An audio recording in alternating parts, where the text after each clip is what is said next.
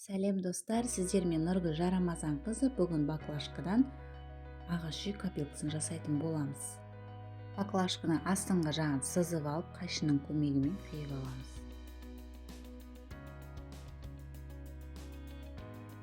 Қиып алып, астын тегістеп, қайшының көмегімен тегістеп шығамыз. Баклажканың төбесін, баклажканың өзінің крышкасымен болмаса, кез келген банкының қаппағымен ыстық клейдің көмегімен жабыстырып алатын боламыз.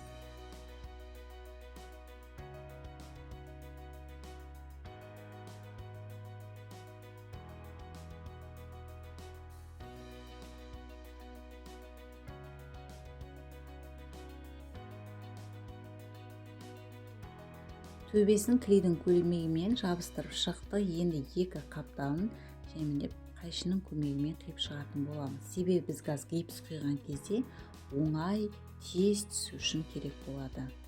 Жан жағын қидық, енді жаймендеп скотчтап аламыз. Екі жағын скотчтап, үстінен гипс құятын боламыз.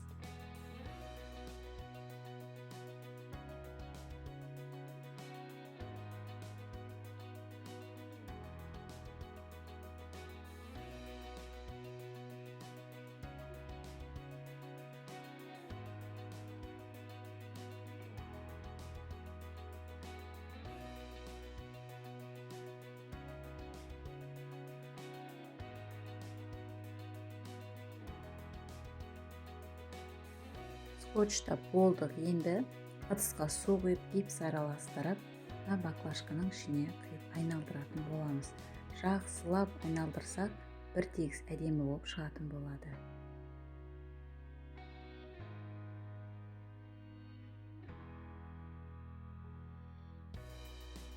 Жақсылап араластырамыз, айналдырып тұрып, шетіне дейін гипсті жеткізетін боламыз.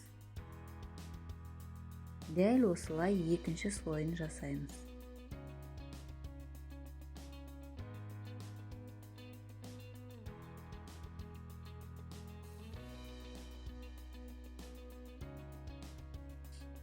Екінші слойына да су құйып, гипс құйып араластырып, баклажканың ішіне құйып, жақсылап астына үстіне жеткізіп, шайқап, бір тегіс қылып айналдырып шығамыз.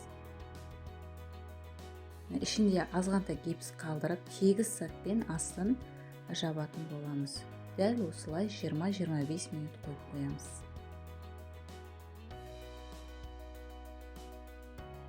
Жиырма минут уақыт өтті, менің гипсім қатты, жаймендеп жан жағындағы скотчты шешіп алатын боламыз.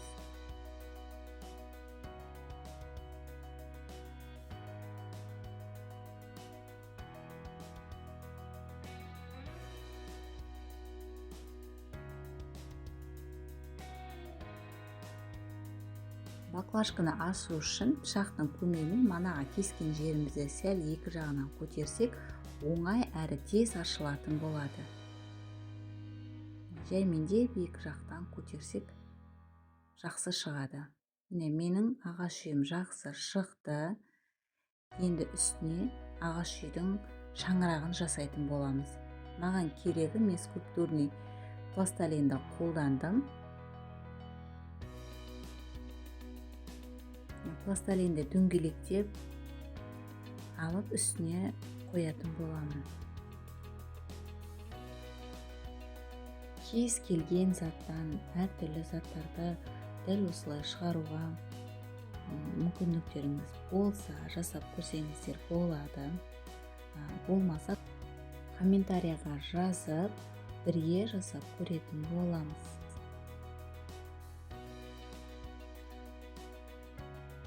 Баклажканы қайта-қайта жасай беруге қиын болса, дәл осылай келесі видеомда мен дәл ағаш үйдің герметиктен формасын шығарып алатын боламын. Бір форма шығарып алсаңыз да бірнеше рет құя беруге болады.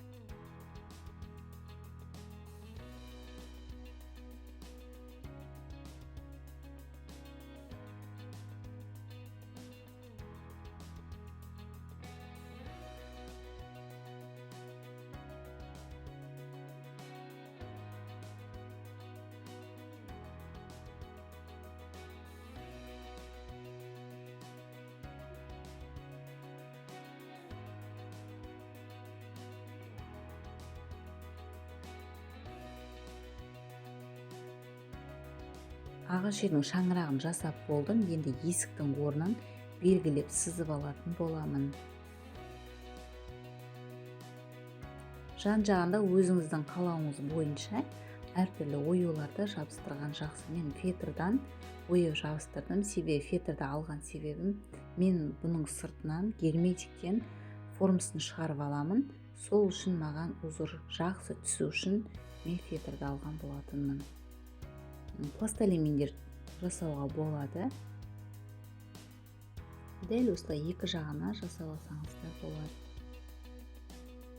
Жалпы ыссы клейде болады, болмаса Афликстің клеймен де болады. Монтажный клеймен де клейлесеңіз болады. Қандай клей бар, соны қолдана берсеңіз де болады.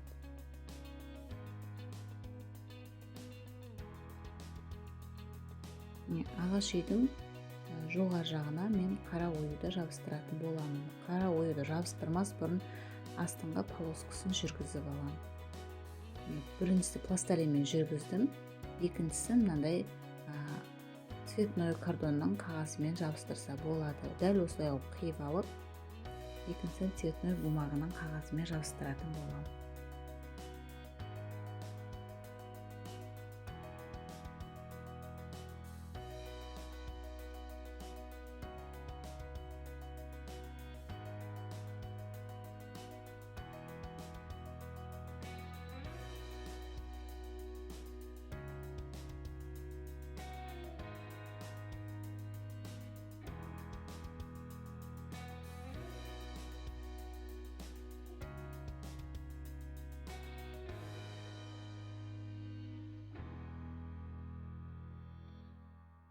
Дәл осылай жабыстырсаңыздар, формасын шығарған кезде анық болып шығатын болады. Енді алдыңғы оюларын жабыстырамын.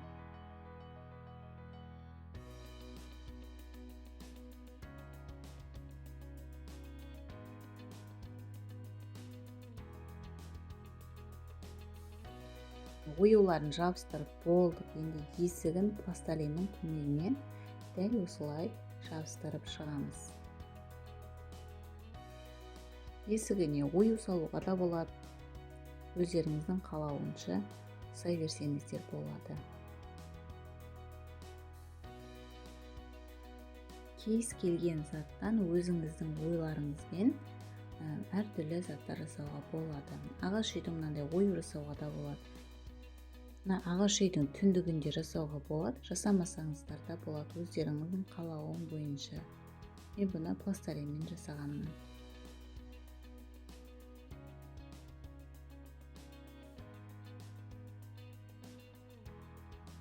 Ағаш үйдің керегесін, маңдайшасын осы маркердің көмегімен сызып, ою қылып пластилинді жабыстыруға да болады. Бұл да жақсы узор түсетін болады. Ою салсаңыздар да болады. Келесі видеомда осы ағаш үйдің герметиктен формасын шығаратын боламыз. Менің видеом ұнап жатса, маған лайк басып, комментарий жазып, каналға тіркеліңіздер.